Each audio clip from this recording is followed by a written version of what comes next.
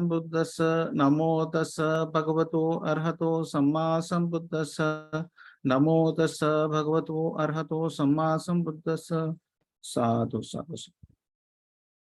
So today I am going to take a sutta which is kind of not a very well kind of known sutta, but it has a certain amount of advice which is in a counterbalance from what we generally say, is that you have to take it easy, you have to be relaxed, you have to take it as fun. But there are certain times when the effort has to also be put, and why the effort has to be put is also given in another sutta. So this sutta is Anguttara Nikaya, the book of 10, 51, one's own mind. So this sutta is giving some advice to the students. On one occasion, the Blessed One was dwelling at Savatthi in Jetha's grove, Anatha Pindika's park. There the Blessed One addressed the students thus: "Students, venerable sirs," those students replied. The Blessed One said this: "Students, a student who is not skilled in the ways of others' mind should train. I will be skilled in the ways of my own mind." So the Buddha is saying that even if you are not able to see others' mind, it is okay. You have to be skilled in your own mind. You have to know what is happening in your own mind. It is in this way that you should train yourself. And how is a student skilled in the ways of his own mind? It is just as if a woman or a man, young, youthful, and fond of ornaments, would look at her or his own facial reflection in a clear, bright mirror or in a bowl of clear water. If they see any dust or blemish there, they will make an effort to remove it. So somebody who maybe in the current life, you can say that somebody who is always taking their selfies, and looking at their photographs always, and seeing that, oh, am I looking good? Is there no problem in my face or my dress or the colors or something like that? So they will see if there is anything wrong which is happening, because people were image conscious even then. In the time of the Buddha, they had a bowl of water or a mirror, or they had polished I think metals they used to use as mirrors. So they were also image conscious. So they also wanted to look at themselves. It is not just now that people are kind of conscious about their image. So they will see physically that what is there, and will take care of that. Like anybody who goes out of house, has worn some new clothes or something, will go to the mirror and see, is there everything all right? So that is a constant thing people do. But if they do not see any dust or blemish there, they will be glad about it, and their wish fulfilled, they will think, how fortunate I am that I am clean. So too, self-examination is a very helpful for a student to grow in wholesome qualities. So in the same way, the self-examination has to be there by one following the path of the Buddha. So one has to self-examine. And how does one self-examine? They examine about these 10 things. The first is, am I often given to longing or without longing? Longing means that do I want something? Am I craving for something? Or if I am in, say, place A, then am I craving to go to place B? If I have item A, am I wanting an item B? So in the current phase, what happens is that if you have a mobile, say X mobile is there, then after 6 months, there's a X plus mobile will be there. And people will be saying, oh, I'm waiting for that mobile. So the mobile just now was launched. Now everybody is talking about the next mobile. That is, they are longing for the next thing. So that is the state of mind which is there. So one examines oneself. that am I longing or am I not longing? Am I often given to ill will or without ill will? So there are certain things happens, and then we are feeling bad about that. Certain times we feel bad about somebody else, but we can feel bad about that situation, but we should not have ill will in our mind. So we have to check if our mind has ill will. Third is, am I often overcome by dullness and drowsiness or free from dullness and drowsiness? So one has to examine that, am I always being tired or dull or not able to kind of see what is happening, in the current time or the current situation? Am I often restless or calm? So one thing you will notice is that ill will is there, longing is there, are both which are the standard hindrances are there. Okay. Then drowsiness and dullness is also the hindrance. Am I often restless? Restlessness is also an hindrance. So these are the going through the standard 4 hindrances. Am I often plagued by doubt or free from doubt? So that is the 5th hindrance. So that is the standard 5 hindrances. So one has to examine our mind as that, is this 5 hindrances there in our mind at this moment? Am I often angry or without anger? So one other thing we have to examine is my mind with anger? Buddha said certain things about anger, which I kind of found it very interesting. One of the things about anger, Buddha said, was that there is no other emotion that has caused the harm as much as anger has caused harm. So anger is one of the things Buddha says that I give permission. I never talk about killing. But one thing I give permission to kill, the arisen anger in the mind. So Buddha is saying that not just 6 are that thing, but just eliminate anger from your mind when it arises. So because the anger is the emotion which can cause as much as a harm anger has caused in this samsara, no other emotion has caused that much of harm. So one has to be always checking if I am angry or I am without anger. In my mind often, is my mind often defiled or undefiled? Defiled means having any kind of unwholesome thoughts or any thoughts which are not helpful for you or others people. Any thoughts which are causing harm to yourself or others. So that are the thoughts which are defiled thoughts. In my body often agitated or unagitated. So is the body agitated? Some people are very restless. One of the things Bhante Vimaramsi used to say is that one of the things about breaking precepts is that one becomes restless. So one becomes restless in the body. And one of the things he kind of insisted was the people kind of moving their legs, restless leg syndrome is kind of named. That some kind of such fidgeting activities which are there is linked to breaking of precepts. So one has to be kind of seeing that, am I agitated in the body or am I not? You have to often check.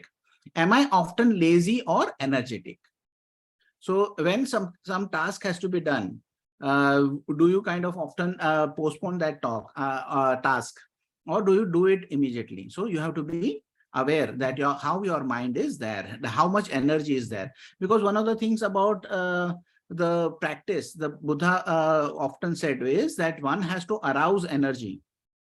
Okay, so arouse energy. One of the suttas the Buddha is giving the advice is that one has to say and to oneself that see, this is our time is very limited in this world. We don't know when the end is there, and whatever time is there, we better use it usefully, because we never know when this time gets ended. So you give yourself a pep talk to kind of arouse the energy. So establishing mindfulness and then striving. So that all requires energy. That's the reason one has to see if one has energy or is feeling lazy. Am I often unconcentrated or uncollected or collected? So am I often collected in mind or not? Collected in mind means that you are able to stay at the object of your choosing. Say if you have a book and you are opening the book, then your mind can stay at the reading of that book. That's just a collectedness. So if you are sitting in meditation, your mind can stay at the object of meditation. So if you are sitting on the computer and doing a project or writing something, then your mind can stay on that subject. That is the function of collectedness.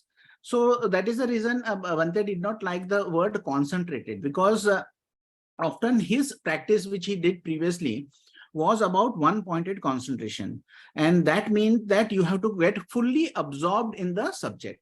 When one gets fully absorbed in the subject, then the mind does not move, and when the mind does not move, the mind does not learn from that situation or that state of mind. It is not revealing to you what and how it happened. So how this has happened is not revealed to you. And that is the reason Bhante did not like the word concentrated. But when you say collected mind, ekagata, that means it comes at one point and it can stay at one point. So that is the thing we have to ask ourselves. Can I stay at one task? If I open a book, can I read that book and keep reading that? Or if I have to write an email, can I stay with that task? So one has to always check ourselves. If by such examination, a student knows, I am often given to longing, given to ill will, overcome by dullness and drowsiness, restlessness, plagued by doubt, angry, defiled in mind, agitated in body, lazy and uncollected, he should put forth extraordinary desire, effort, zeal, enthusiasm, indefatigability, mindfulness, and clear comprehension to abandon those same bad, unwholesome qualities. So Buddha is saying that once one knows that one's mind has unwholesome aspects in it, then one has to arouse the energy, and want to there should be a desire to be there. There should be an effort is there. And that effort has to be done to remove those activities or the states of minds.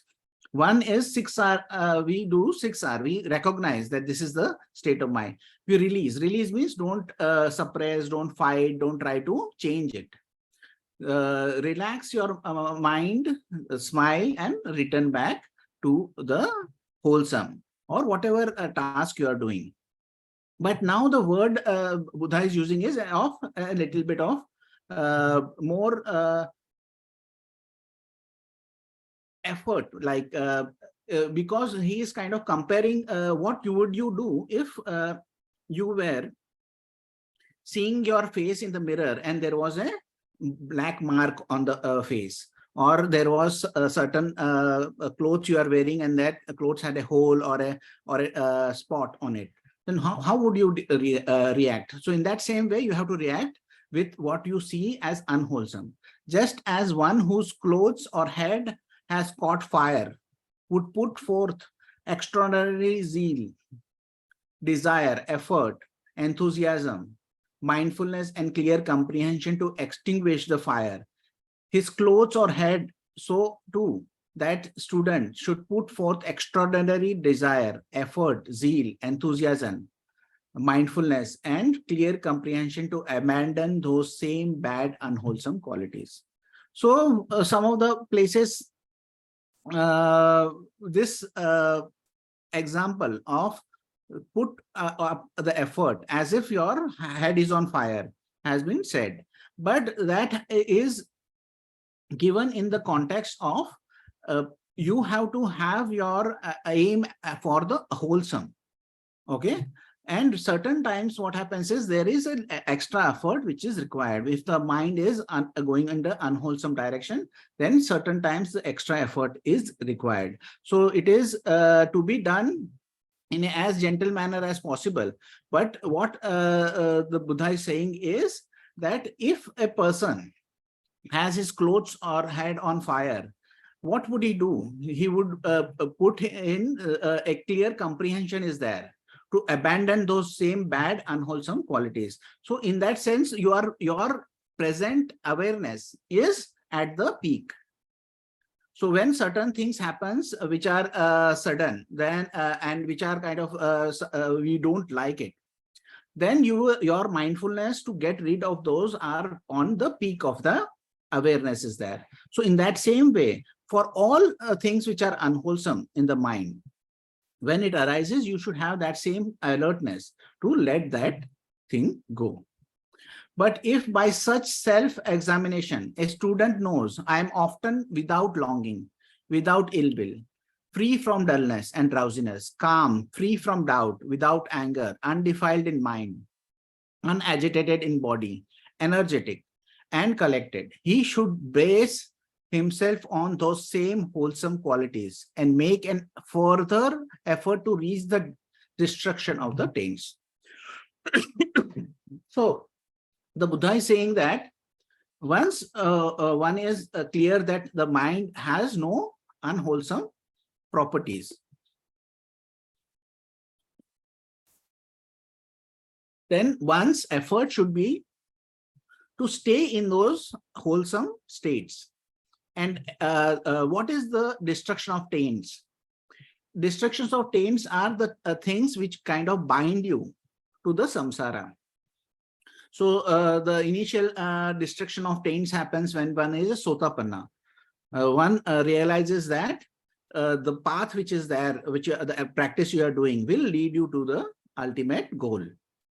So the doubts which are there regarding the practice goes away. That does not mean that all doubts goes away, but regarding to the practice which you are doing goes away. Second is what you do outside does not affect what is there in your mind. So the rites and rituals which you do, they can be done. It is nothing, no harm in doing that. Certain Buddhist rites and rituals are made in a way that it kind of exemplifies the concepts. It does not say that by doing that it will happen, but it will kind of bring out that concept. One is the sharing of merits. Why do they put water and there is a cup and there is a flowing of the water when they are sharing of merits? This is just giving a physical form to the words of the chanting. That chanting words are that as the rivers overflow into the ocean, in the same way, whatever merits I have done should overflow to my relatives. So they are just giving a cup and filling up the cup just to give a physical representation. So some of the rites and ritual can be skillful manner can be given. So he says that, but you realize that by doing rite and ritual, your mind state does not change.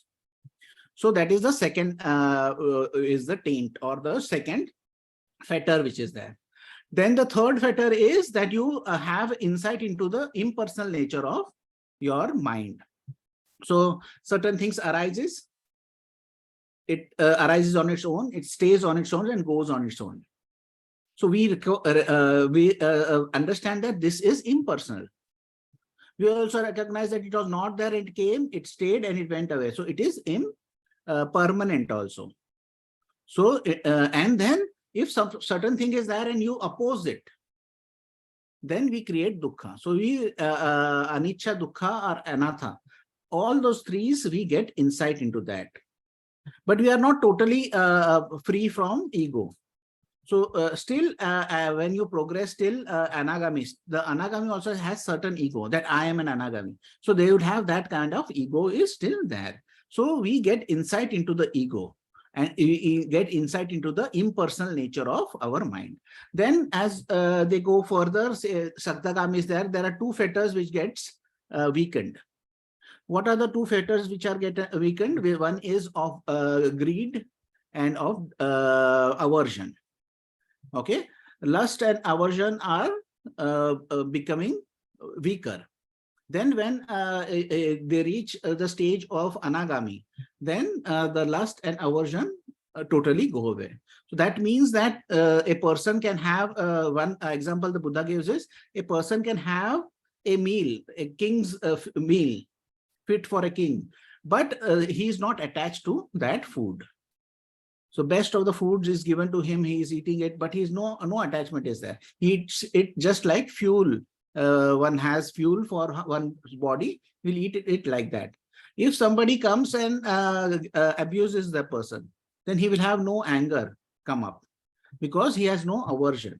He understands. The Buddha, one old man came to the Buddha and was carrying a stick and was abusing the Buddha and coming towards him. And because his sons, all of his sons became monks, and he did not like that thing. So he wanted to kind of build his courage up to go to the Buddha. And that is the best way, is to kind of abuse the person, you know. So he's abusing the person and coming. Then the Buddha calmly asked, can I ask you one question? He said, okay, ask me. So he says that what happens to the gifts somebody brings to your house and you don't accept those gifts? So he says, the person keeps that gift. So Buddha says that the gifts you have brought of those abusive words, I don't accept those. So then he realizes that whatever he's saying is not affecting the Buddha. So then the Brahmin who is there kind of calms down and again becomes a disciple of the Buddha. So the aversion which is there is not there. But for an anagami, there are there are finer things which are still remaining. One is that he wants to become something physical. In that physical realm, he wants to become something. He wants to become an arhat, say, or he wants to become somebody who knows the 10,000 world systems. So he wants to become something in the physical world. Then second thing is he wants to be reborn in a Deva Loka or a Brahma Loka. He has a desire which is there. It's a subtle desire for being reborn in a Brahma Loka. Then there is restlessness which is there. Then there is a faint ego which is there, that I am a anagami, or I know the 10,000 world system. So that is a faint kind of ego-ness is there. And then the ignorance is there. So those are the very subtle things are there. So as a person passes away from his life without growing further than anagami, then in the due course, he will become awakened and he is never coming back. That's the reason he is non-returner. So those are the taints. So when one realizes the mind is clear, then what one does is works to kind of purify our mind in a state that he grows in this stages of awakening. So becoming an Sotapanna, becoming a Sakadagami, becoming an Anagami, becoming an Arahant. So he progresses and then he puts in efforts. So there is one other sutta I'll just read. This also has the part of the previous sutta, but this is giving a what the Buddha praises. Students, I do not praise even a standstill in the wholesome qualities. So that is what Buddha said in the last line, is that when you know that your mind is without all these unwholesome things, then you still strive. So he starts with, in this sutta, this is Anguttara Nikaya, book of 10, sutta 53. This is the after one sutta, that is 53. Students, I do not praise even a standstill in wholesome qualities, much less decline. I praise only growth in wholesome qualities, not a standstill or deterioration. And how is there a deterioration, not a standstill or growth in wholesome qualities? Here a student has a certain degree of faith, that is Shraddha or confidence, virtuous behavior, that is Sila or keeping of the precepts, learning, renunciation, wisdom and discernment. Those qualities of his do not remain the same or increase. This, I say, is deterioration rather than a standstill or growth in wholesome qualities. Thus, there is deterioration, not a standstill or growth in wholesome qualities. So one has to also be kind of careful that the good qualities one has, they don't lose those good qualities. And how is there a standstill, not deterioration or growth in wholesome qualities? Here a student has a certain degree of faith, virtuous behavior, learning, renunciation, wisdom and discernment. Those qualities of his do not deteriorate or increase. So Some qualities one has, but that qualities remain as it is in oneself. So Buddha does not praise that also. So once what happened is there were certain monks who had become anagami, and they were living happily because they were in a very happy state of mind. There is no aversion is there, there is no lust is there.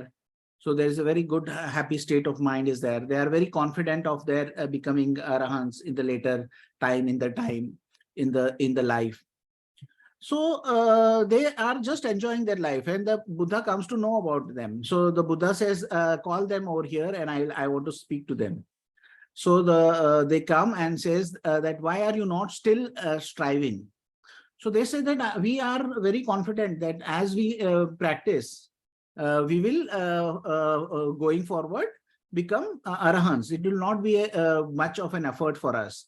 So we are just enjoying our time. So Buddha says, I don't even like you wasting even a time enough to snap the finger. Not even this much time I want you to waste. I want you to strive to achieve. So they sat in front of the Buddha itself, and immediately in that sitting, they all become arahants. So Buddha is saying that even if you have good qualities and develop those good qualities, don't be complacent. You have to still put in your effort and continue your efforts. And how is there growth? Not a standstill or deterioration in wholesome qualities. Here, a student has a certain degree of faith, virtuous behavior, learning, renunciation, wisdom, and discernment. Those qualities of his do not remain the same or deteriorate. This, I say, is growth rather than a standstill or deterioration in wholesome qualities. Thus, there is growth, not a standstill or deterioration in wholesome qualities. So, one should examine oneself that one is growing every day and every phase of life. One way of doing it is constantly examining one's mind. So don't worry who can read your mind, or you can read others' mind or not. That is not important. Even an enlightened person can read others' mind.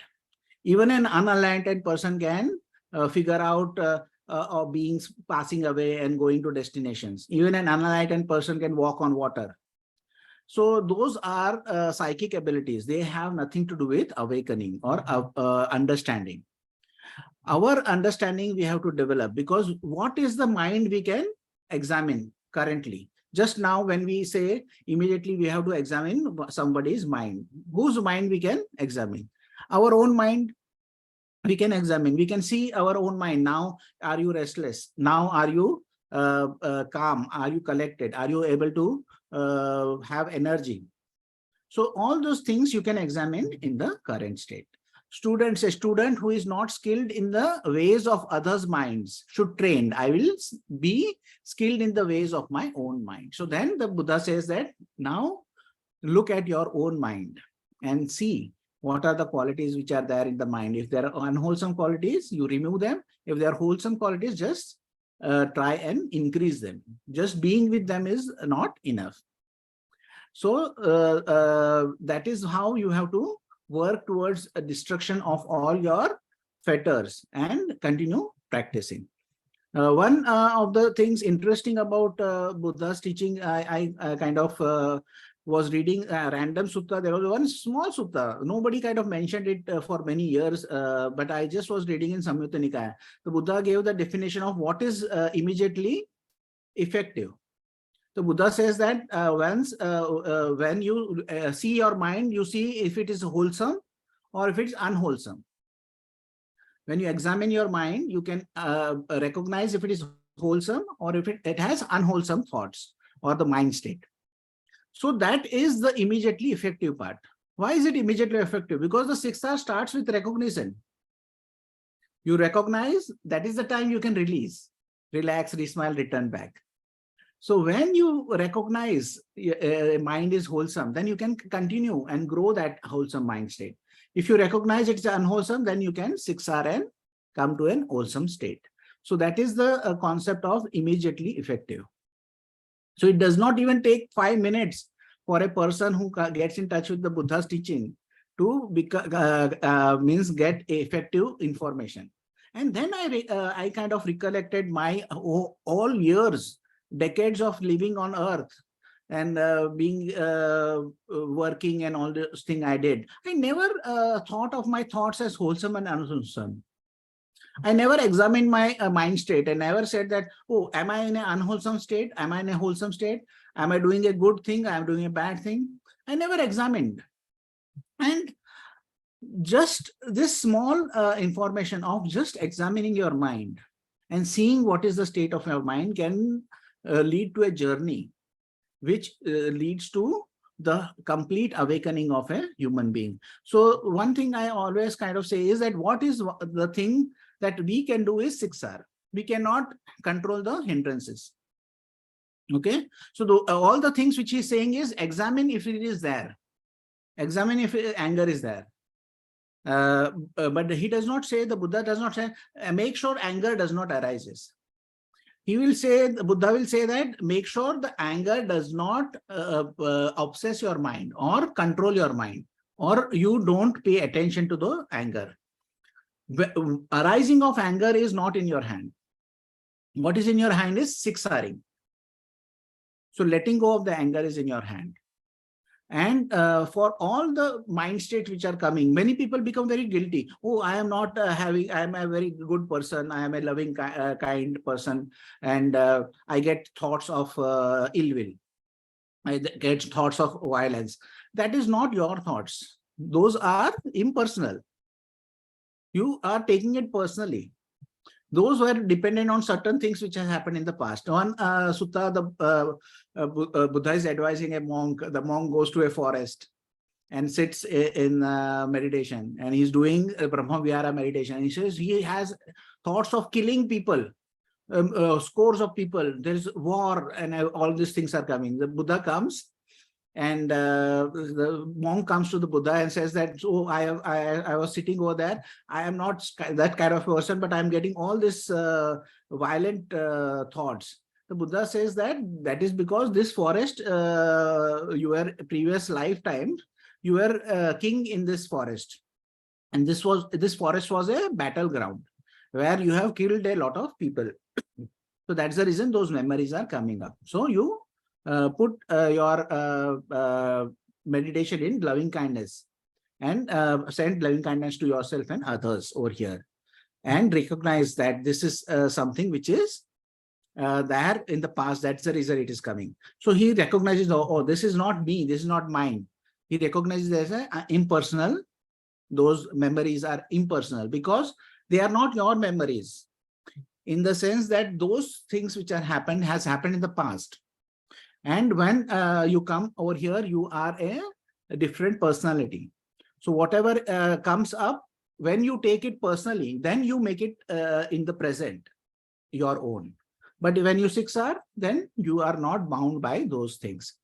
So just having a thought of ill will does not make you a bad person, but you pay attention to it, you cultivate it, and you grow it, then it is a bad thing. But once a thought comes up and you 6R, that is okay. You cannot control what comes up. You can control how you respond to it. So that's the reason Sister Khema used to say that it is nothing is happening to me. It is happening from me. So that takes a little time to understand, because somebody is abusing you. So you say, oh, it is happening to me because he's abusing me. I'm not doing anything, but he's abusing me. But the reaction to it is happening in your mind. You can easily react with compassion to that person's pain and suffering, that to the ignorance with which the person is behaving, and the kind of the bad karma and merit the person is making. So you can have compassion for that person. So that is something which can happen from you. So that is the reason Sister Khema says it is not happening to you, it is happening from you. So you have the ability to respond, not react. What we do all our life is we react. So one way I understood this was that what happens, somebody asked me, what happens if I don't do 6R? Then I said that whatever has happened in the past will happen in the future. So it can be good things also. Like Bill Gates, I give an example. Bill Gates is a richest man. What did he deserve to have the become a richest man? Maybe he had good karma. Maybe he was a person who gave gifts. Like one sutta is there. One person gives one meal to a Pacheka Buddha, and he is born as a richest man in the kingdom for 12 lifetimes. 12 lifetimes he becomes a richest man. Maybe he has done some good. He has done dana punya and he has become the richest man. What is he doing now again? He is doing dana punya. He's maybe at least on paper, he is giving billions of dollars away to charity, at least on paper. So just on the surface, I'm talking about. So now what would happen with this all these merits? He may have a better life. He may be reborn as another human life with becoming rich. And then he will do the same thing once again. He does charity once again. And he's again born. So, but he's kind of stuck in this cycle of doing good, making merit, going to heaven, coming back to earth, again becoming rich. He's just stuck in this wholesome, but it has a limited time frame also. Though at some time this also breaks. Then there is an example of Aniruddha. Aniruddha was asked that what did you do in your whole lifetimes? Somebody asked a sarcastic question, that you must be knowing a lot about living in the Devalokas. Why? Because as long as Aniruddha can think about, he was there in the Devalokas. So like millions and millions of years and billions of years and trillions of years when he looked in the past, he was still a Deva. He never could kind of remember a lifetime as a human being. So because he had done such good things, that merit kind of sustained him for so much time. So that experience, how he explains. See, if somebody is selling sweets, okay, and he sells his sweets on the streets of, say, Kolkata, and he is going back to his house after selling the sweets, and his bag, which is there, has certain sweet left on the this thing. So there are flies which come and sit on the sweets, which is left over in the bag. And when he is traveling to his house, the flies are getting sweet taste. They are enjoying the sweet, and they are going from one place to another place, but they have no understanding of where they started and where they are going to end. They have a very sweet, they are in heaven. Those flies, they are in heaven because they are getting unlimited food and to their liking. They are going from one place to another. They have no idea where they are started from, there they are going, and when the food will end, they have no idea. So the Aniruddha talks about his time of billions of years in Devaloka by giving an example of a ignorance which is there of a fly, which has enjoyment and food and everything, and there's travel, but has no understanding. So in that sense, the understanding which is there is very important. That's the reason we do this practice, to deepen our understanding. It does not matter what we were there in the past, or what somebody else was there in the past, or what we will become in the future. It does not matter. It matters that in the present, we are able to examine our mind, and we don't have to worry about examining others' mind. Bhante used to say that even if I had somebody gave me this psychic ability, I know what kind of crap is there in my mind. So why would I want to examine others' mind and know what are the kind of unwholesome things which are there in their mind? So there is no point. What we have to, when we know unwholesome things in our mind, we can siksar and let go. So that is the advice of the Buddha, to continue the practice and to continue examining our mind and siksaring. So this is the practice which feels like every time, every day, 24 hours practice. It is not a practice of just sitting. So anytime in the day you recognize your mind is going busy and your mind is going in an unwholesome state, you just siksar and come back and continue the practice. So any questions? Yes.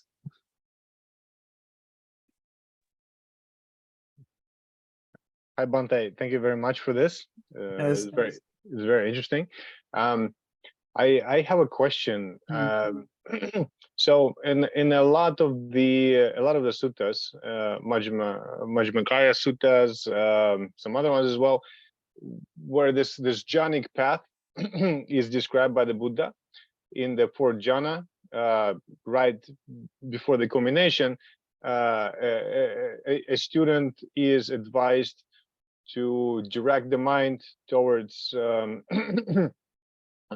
towards seeing past lives first, then seeing the reappearance and disappearance of beings, and then finally destruction of the taints. So and then also and then cessation happens, and then arahantship is attained, and also Bhikkhu Bodhi, the translator, I saw in some in some footnotes that he talks about, well, he talks about the insight meditation being increasingly important in later paths and later stages. And so I was wondering, for example, in suttas like this, right, where he's saying, grounded in the skillful qualities, they should practice meditation further to end the defilements. And so, yeah, my question is regarding this orienting this mind in such a way, right? Because from yeah, so is it kind of like orienting the mind, like having the inclination towards this One understanding? way I'll explain to you. One way the Buddha explains is when a mind is there in a fourth jhana, it is like this cup, it is filled to the brim with water. Okay. It is filled to the brim with water.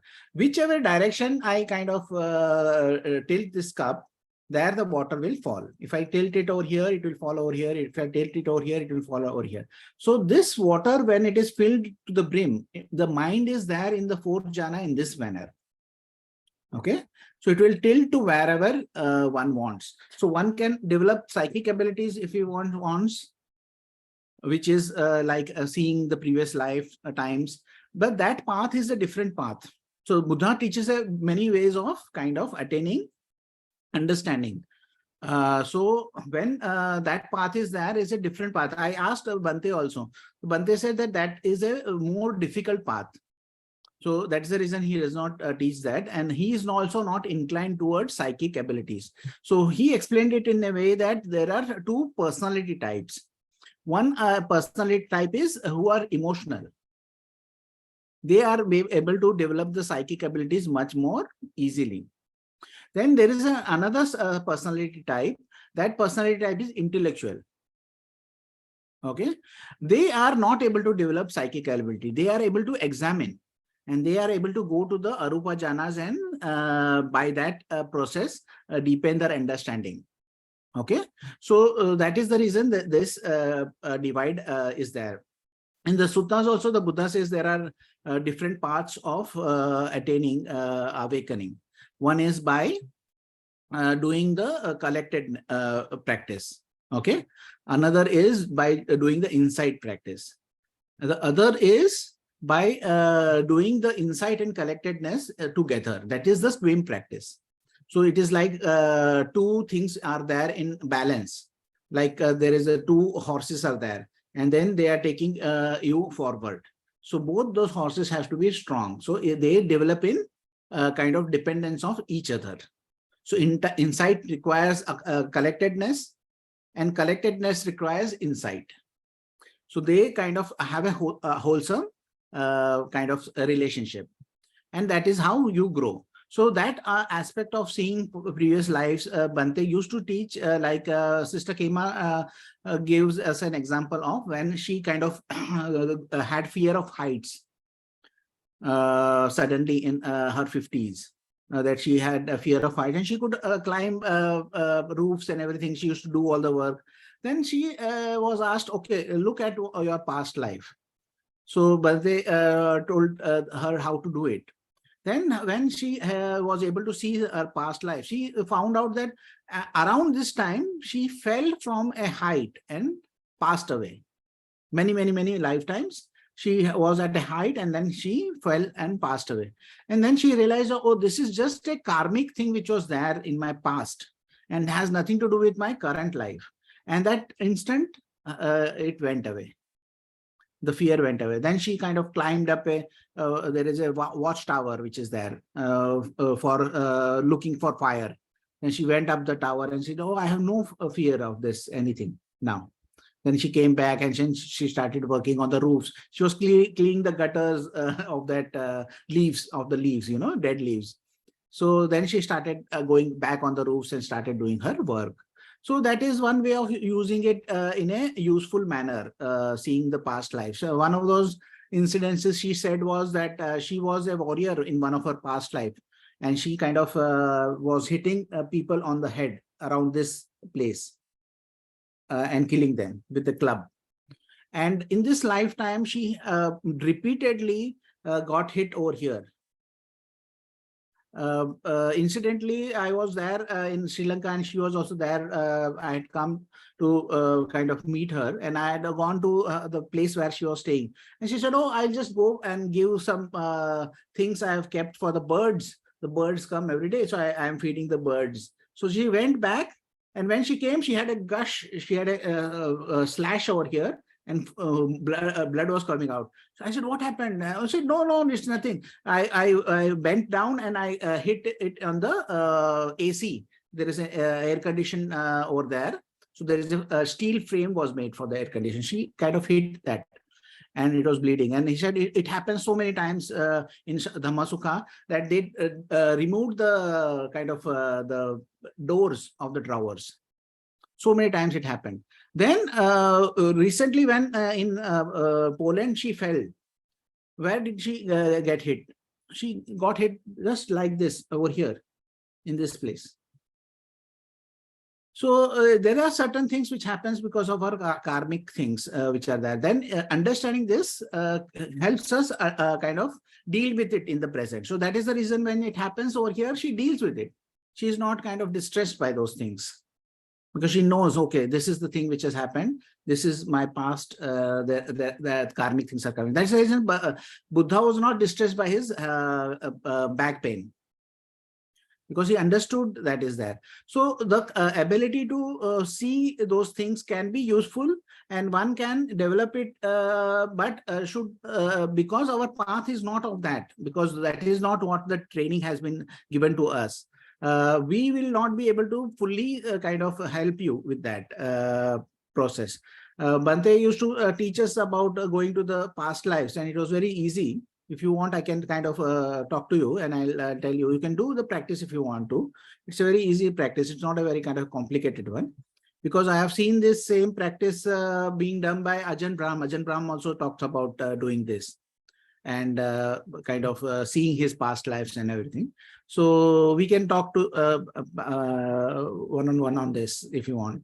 But why we take this practice, what we are teaching is because it is a short way of doing it, because it has the least amount of hindrances which will come while doing this. And one other thing I always, Sister Khema and myself also kind of were emphasizing was that it should change your way of behavior, the practice.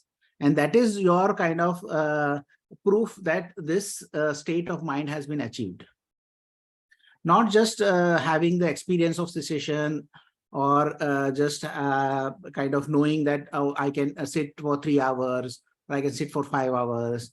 Those are not the criteria. The criteria is to know that in a situation, I behaved X, and now I behave in a Y manner. Mm-hmm. And when we know that our behavior has changed, we know that our practice is getting effective. So that is our kind of criteria. Okay. Thank you, Bhante. That's really helpful, and I'd love to talk to you more about this. But orienting the mind towards the destruction of the taints, is that coming from the same place in this fourth jhana, like talking about the sutta? Is it just sort of bringing up, I don't know, the Four Noble Truths or something like that? No, we don't no, we don't bring that out. They come up upon oneself, like when I is in a quiet mind. certain things which pop up over there. We recognize and let it go. But there are certain things which are there, which are subtle attachments are there. One of the attachments in quiet mind is that once this is nothing is happening, say, then there is boredom is there. So who is getting bored? The Bhante used to ask that he banned this B word. He said, I banned this B word, that is bored. You should not say bored in front of him. So Bhante would ask, who is bored? I am bored. Then you are taking it personally, this thing which is there. So there's small attachments which are there, still has to be dealt with in this space. So when something arises, you recognize and just release. You just when you recognize, release, relax, smile happens automatically.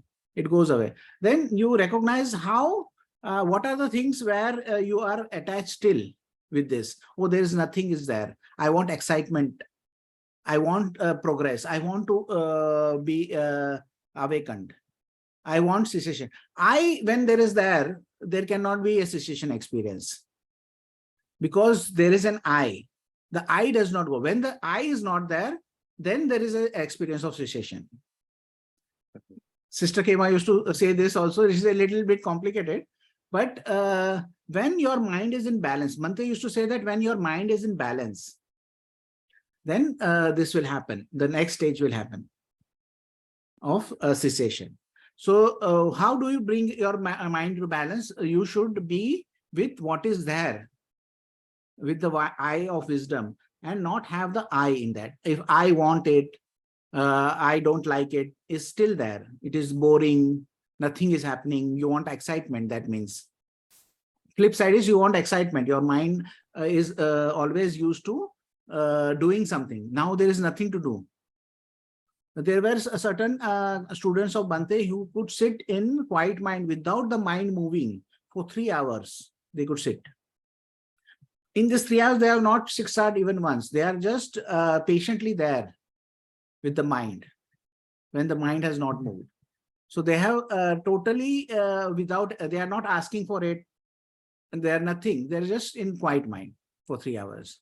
So when you are there in that kind of state without asking anything, then that state can be there for 5 minutes also, and you may experience it. Or the balance may be there for just a minute, and you may experience it. You can have this balance in any jhanas also. So that's the reason Buddha says that you can attain cessation in the first jhana, second jhana, third jhana, fourth jhana, arupa jhanas, any of the arupa jhanas. So that is when the mind is in balance, this will happen. Okay. Any other questions? Yes, Bhante, I have a question. I just wanted to know, do you know the number of the sutta about the recognition? About the that Samyutta Nikaya. Yeah, I have to find out because I am not too kind of handy with those numbers, but I may have highlighted it. So I'll maybe send it to you maybe in a day or so. Okay, I'll try and find out. Yeah, thanks. It's a 2-line sutta, but very, very, very kind of profound in my kind of at least eye, because it kind of explains something which is so kind of we would expect it to be so complicated, but it's so simple, you know. And I find that about the Buddha's teaching again and again, that he gives very simple answers to many complicated things. I'll try and find. Very striking, yeah. Okay. Any other questions? I think everybody understood everything, huh? We have said. Very good. Yes, Kiran. Different question if nobody else has one. So regarding to all these defilements that are coming up, right? I'm a little bit confused on one point, right? I understand, okay, painful feeling comes up, you siksar in the aversion. If the pleasant feeling comes up and you're getting stuck with it, you also is possible to siksar. I'm a little bit confused about how to abandon the tendency to ignorance in regard to neither painful nor pleasant feeling, and how to notice that, and what exactly is being talked about in those suttas. So you notice that neither painful nor pleasant feeling has ignorance in it. When awareness is not there, you be in that position. Say one of the examples I give is about sitting in the Saturday with coffee and there is nothing to do. There is nothing planned next. And then you're just sitting there for half an hour and then somebody comes and then your life starts again, you know. And that half an hour has gone, you have no recollection of that also. Certain times you travel in a bus, you sit in a bus, after 1 hour, 2 hours, you recognize there is a stop is coming, or there is too much traffic, or the bus is kind of bumps, and then you are just aware of what is happening. So that space of that 1 hour, 2 hour which has gone is because you were neither in pain nor in pleasure, and that had no awareness in it. That is the kind of ignorance. That is the reason ignorance is there, because your awareness is there. As and when you increase your awareness, you will not go into those states of mind. Because over here also in this sutta also what the Buddha is saying, always see what your mind has. And does your mind have dullness? Just you can siksar, but your awareness is there, no? So neither painful nor pleasurable situations or the indifference which is there, that is not something you will go when your awareness is there. You are there in a situation fully aware. There is neither pain nor pleasure. What would you call that? Neutral. Neutral. But one other name of that is? Yeah, neither painful nor pleasant. Or... Yeah, but your awareness is there. Equanimity. Oh, yes. See, that is the same, neither pain nor pleasure, but your awareness, when your awareness is there, that becomes equanimity. And then you are aware of that space. One way one of the monks kind of told me about having mindfulness is that when you are going, I was in Thailand, so we are going sweeping the premises. So if you want to check how mindful you were while you are sweeping, so just after the sweep, look in your mind what you did for the whole of that half an hour. If you see there are gaps over there, I was sweeping over here and I was sweeping over here, and you don't know what happened in between, then you know that your mindfulness was not there at that point of time. So that is one way of saying that your awareness will make the difference. Okay. Will make that same state into an equanimity state. Okay. Anything else? Okay, then we will share merits now. May suffering ones be suffering free, and the fear struck fearless be. May the grieving shed all grief, and may all beings find relief. May all beings share this merit that we have thus acquired for the acquisition of all kinds of happiness. May beings inhabiting space and earth, Devas and Nagas of mighty power, share this merit of ours. May they long protect the Buddha's dispensation. Sadhu, sadhu, sadhu. So next we will have it on Wednesday. We have still not decided who will come on Wednesday. So we'll ask and we'll announce soon. Okay. Then I would expect everybody to come back on 7:30 Wednesday, India time. So have a nice day, have a nice weekend, and we'll meet again. Okay. Thanks for coming. Sadhu.